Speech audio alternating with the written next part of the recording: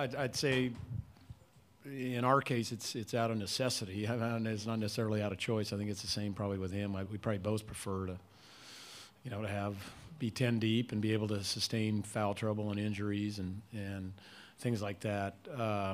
But we don't.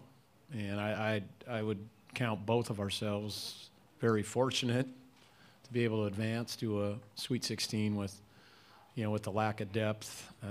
And I'm speaking on our behalf that we have. The guys have managed it really well in the games, especially our bigs. That's where Kyle and Domus have really grown up, I think, this year's as far as maybe to cut down on some of the stupid ones and the silly ones and the cheap fouls.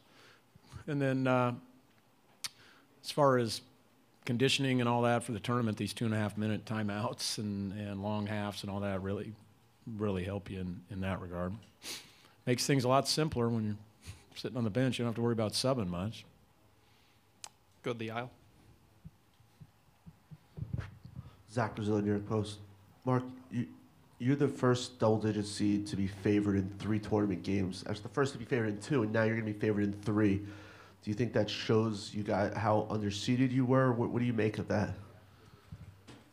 Oh, I don't know what to make of it, to be honest with you. I would just say maybe that's out of respect for the program, and maybe it's out of, the thought that we're playing really, really good as of late.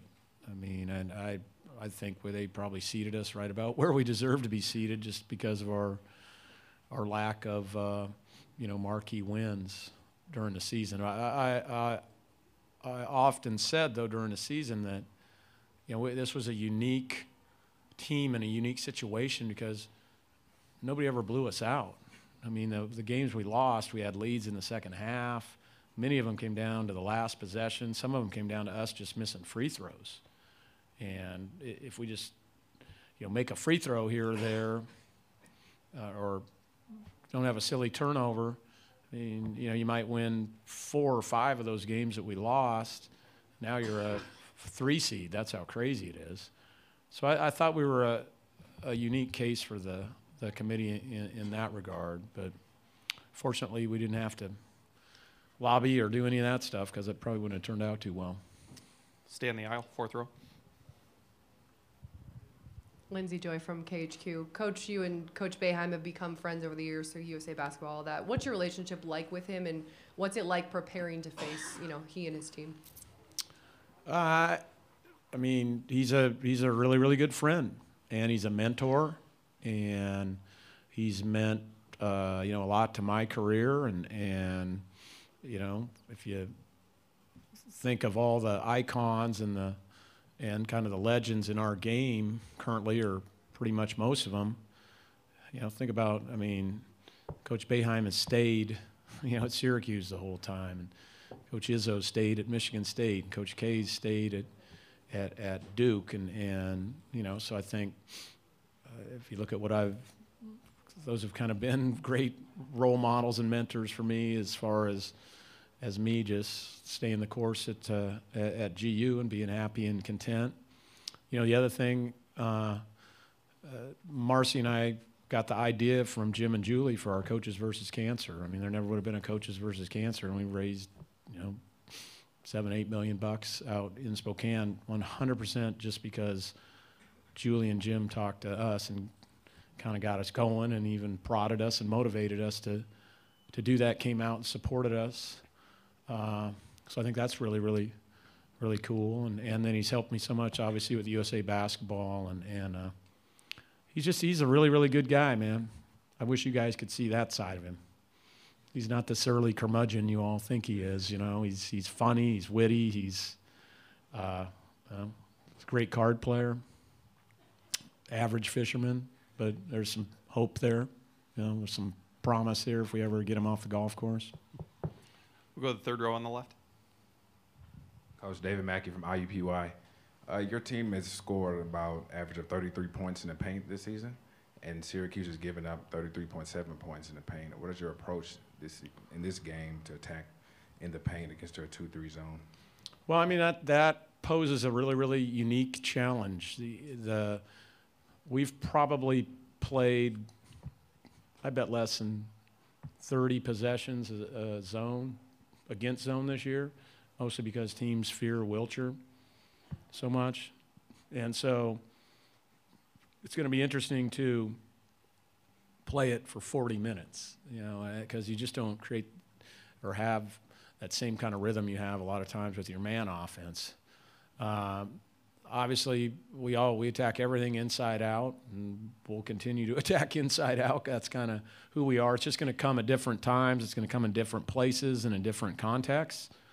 And so I think that's a big key, that we don't just settle for tons of threes, but also, are getting our paint touches or the ball into the paint either off a pass or off the bounce. Go on the left side. Paul M. Banks of sportsbank.net. Coach, what did you gain the most individually and your program gain from doing the HBO reality series?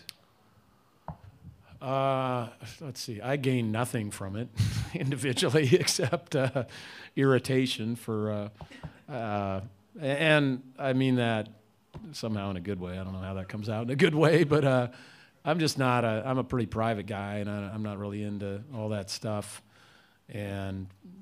But my assistants, who I really trust, thought it would be good for us, and had some marketing people thought it'd be good for the university. And the people who did it for HBO were unbelievable. The ones that were with us day to day, we became very close to them.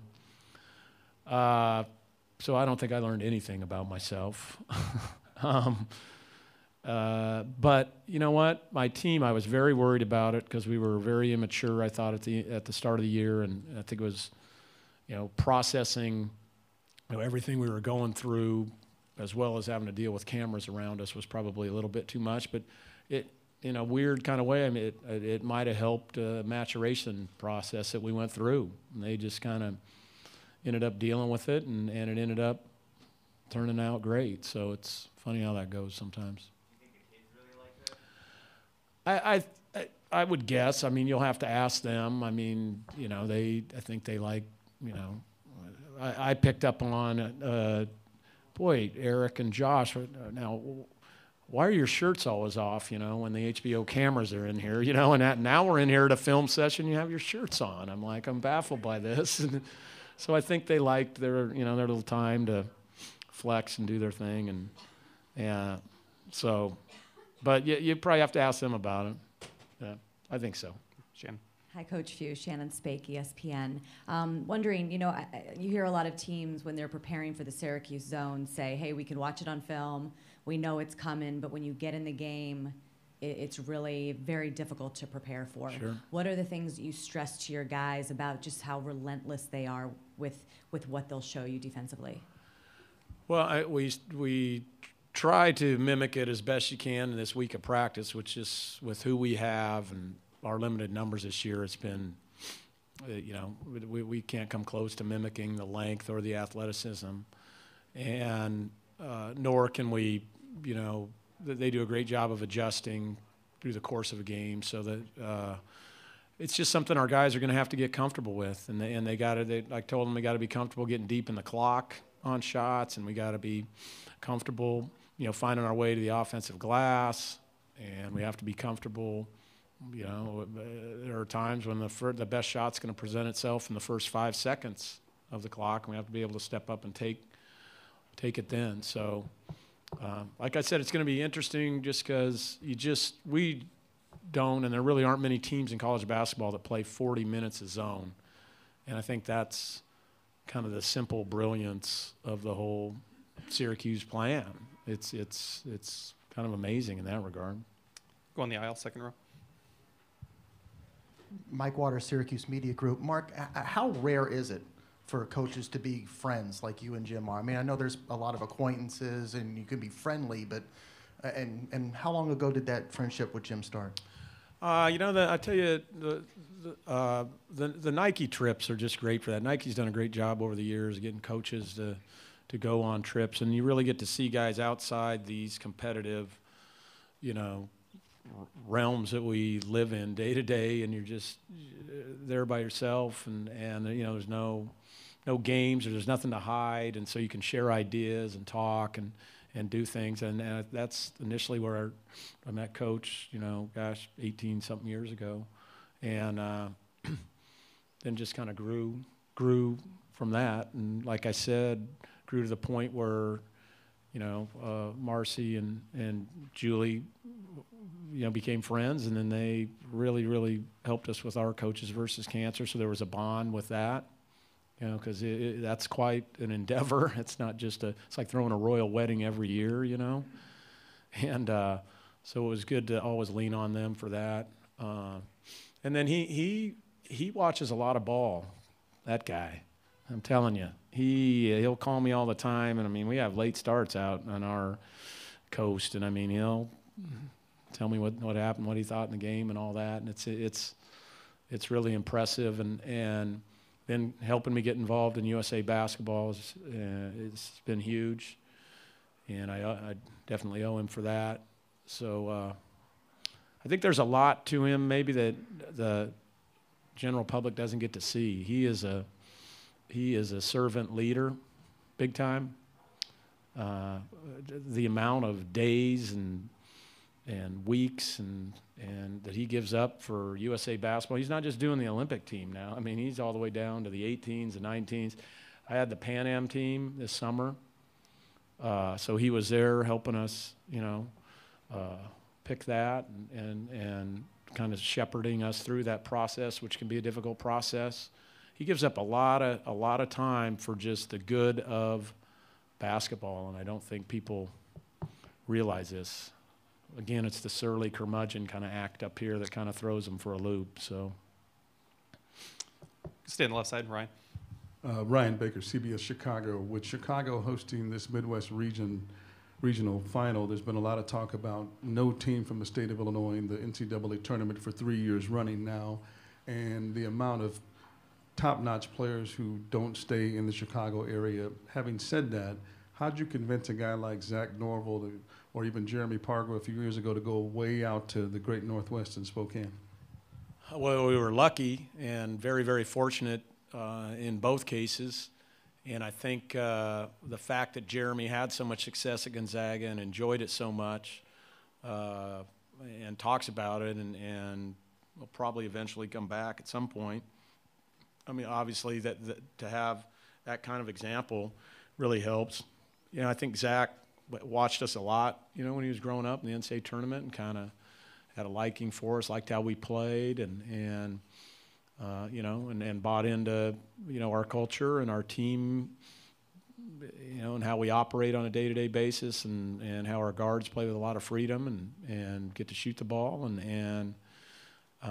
I've been really impressed with him as a kid. He's got some real leadership ability and we were hoping they'd get it done and win that state championship, but I thought he did an awesome job leading them all the way to that point. Go on the aisle here. Zach Brazil, New York Post. What have you seen in Kabinajay in watching film, and is there anyone that he kind of similar to you guys have played? Well, the one thing we get that I don't think people realize, that we have unbelievable guard play in our league, and really some guards that can really, really score the ball, and they shoot it deep like Benajay does. Several of the really good guards in our league, but they're not quite the size. He's got great size and great pace to his game, and he's really playing at a high clip right now. So I mean, I can't think of a guy I could probably compare him to in our league. He shoots with range like Brownridge does at Santa Clara. And Brownridge, you probably don't know who he is, but he can really, really score the ball. Their guards remind me a little bit of the BYU guards, and the BYU guards are coming at you from the jump, and they will shoot it out to 28 feet, and it looks on tape that the Q's guards will kind of have the same approach. Got time for one last question on the left side. Greg Couch at Bleacher Report. Is it possible for a team these days to go from the Cinderella level to a regular feature among the nation's elite teams? And do you guys think you've done it? And did that ability or lack of ability to do it factor in your decision to stay all these years? Most definitely, I feel we've done it. I mean, I think That you know, obviously is shown when you go 18 straight, and we've been a 1 seed and a 2 seed and 3 seed and a 4 seed and pretty much ranked in the top 20 during this whole run. So obviously I think it could be done, and most definitely it 100%. That's probably the main part of why I stayed, because I'm a competitive guy and I like to win, and we win a lot out there, and we get to advance to the tournament, and we feel like we always have a chance to advance in the tournament. And those are things that are very near and dear to me because I'm a basketball coach. That's what I do. So if I ever felt like we weren't in that position, then I wouldn't have stayed. All right, Coach, thank you for your time. We appreciate it. Yep, you bet. Thanks. We'll have Gonzaga student athletes in next.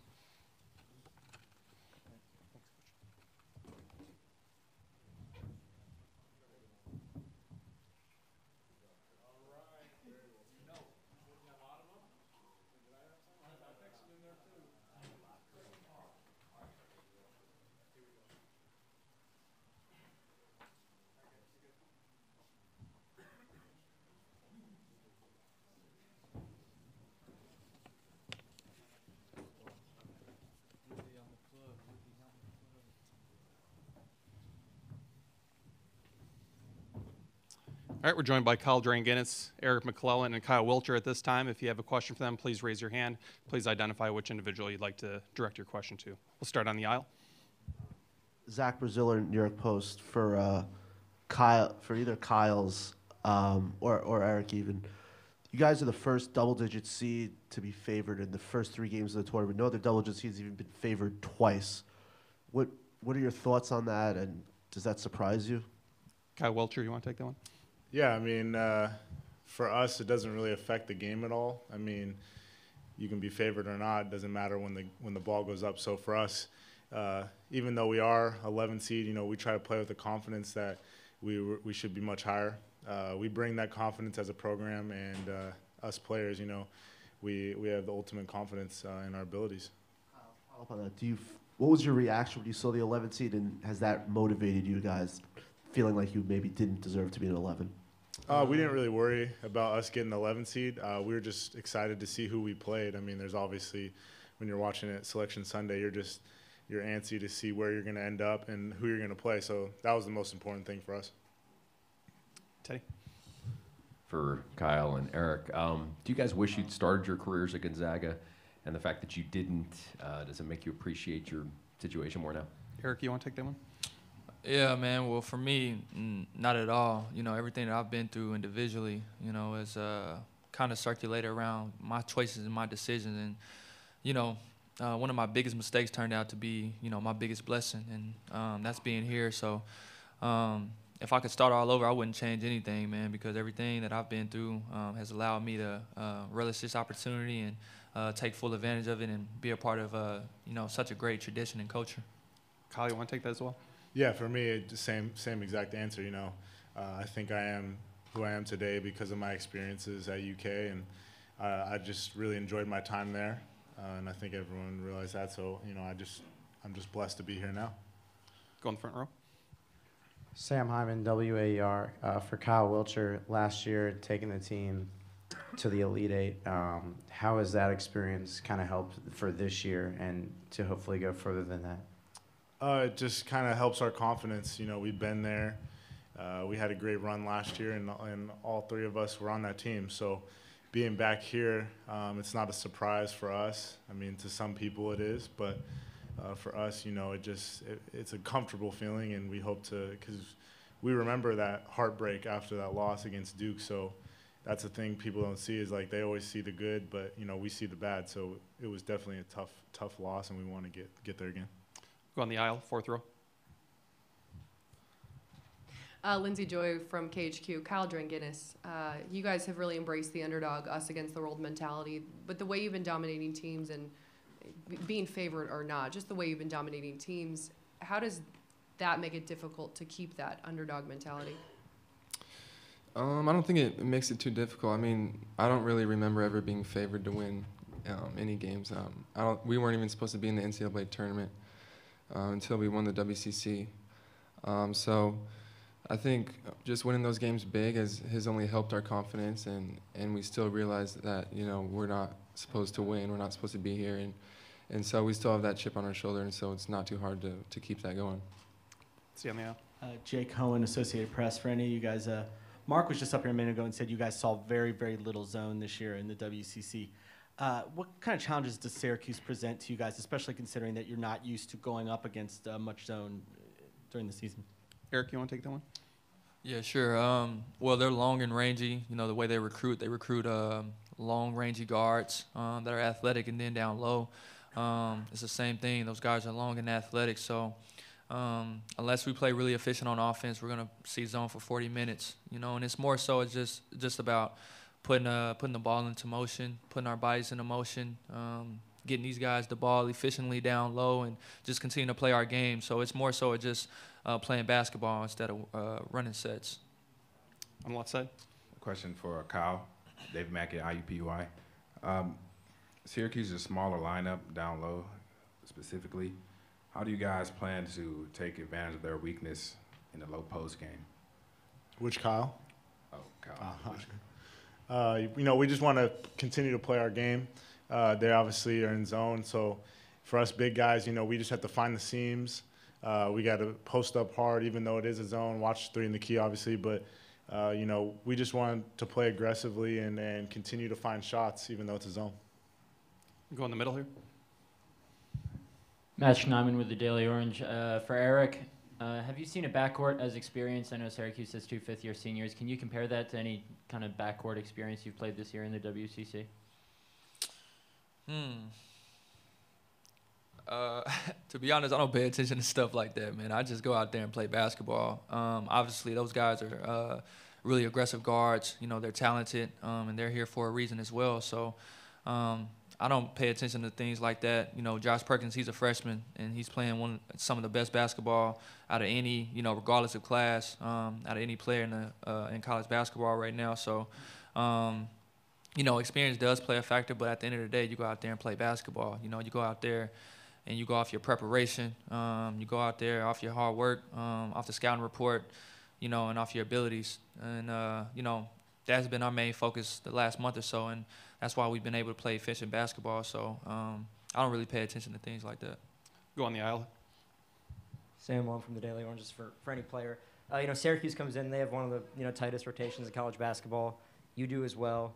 I know that, I guess the word depth, you know, it's kind of like a little bit of a buzzword, but, you know, what does it kind of say about, you know, 2 teams that don't have that much depth that are this far in the tournament and playing each other? Cal Drangens, you want to take that one? I think it just goes to show that, you know, we both play smart basketball. We realize that we have short benches right now, and we've kind of learned to adapt to that, and just can't make any silly fouls and things like that. And so, I mean, it takes some adjusting to, but luckily we've been able to do that. On the aisle. For Eric, or Lindsay Joy from KHQ, sorry, for Eric, you guys seem to be having some fun up there. I know you're a team that enjoys each other. How much of this is, you know, all business trip, whatever, but how much are you guys letting yourselves have fun and enjoy the fact that you're back at the Sweet 16?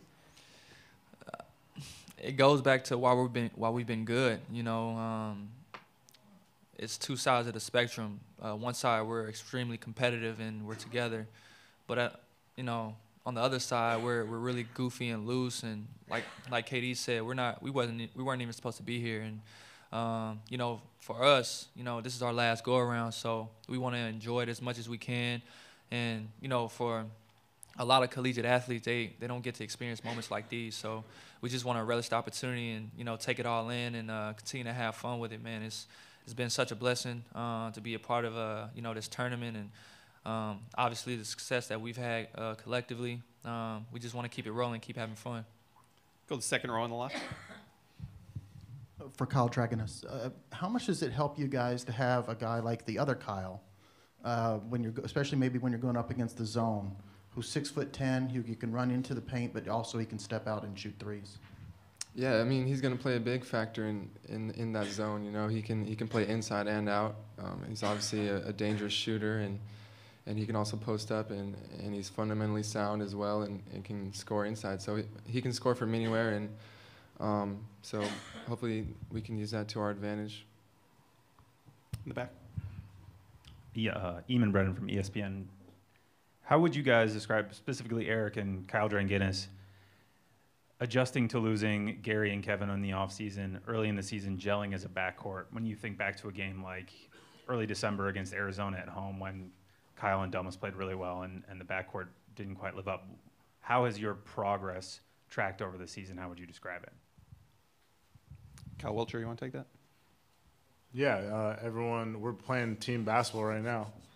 I think we're just doing a great job of sharing the basketball, and, you know, the guards are playing really good, just shooting open shots, being aggressive, and they've been doing a great job just finding us down low all year. And, you know, when we get double teamed, they've been just making plays out of them. And so they've been huge this last stretch of the season. And so just hopefully just continue to play confidently. I think that question was for the guards. But he said, Kyle Wilcher, take it. Oh. Guards can take it too. Eric, comment? Kyle Dranginis, how would you take this one? All right.